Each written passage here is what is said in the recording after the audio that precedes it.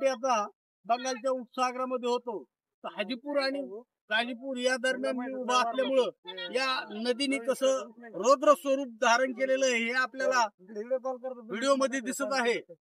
मला माननीय मुख्यमंत्र्यांना एक विनंती करायची की अख्खा शिरूर तालुका पाण्यामध्ये आहे, पिकं सुद्धा पाण्यामध्ये आहेत, तर शासनाने खाली यंत्रणेला आदेश दिलेले आहेत की पिकाचे पंचनामे करून त्यांना अनुदान देण्यासाठी त्यांनी शासकीय यंत्रणा राबवण्याची केलेली आहे. परंतु माझी अशी मागणी आहे या व्हिडिओच्या द्वारे मुख्यमंत्री साहेबांना, फडणवीस साहेबांना, की सरसकट अनुदान देण्यात यावं अशी या माध्यमातून मी विनंती करत आहे.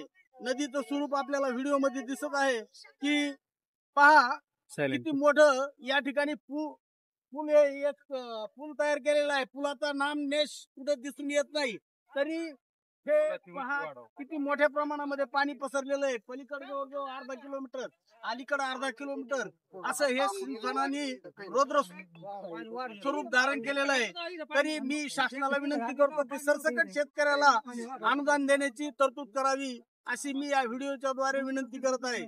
जय हिंद.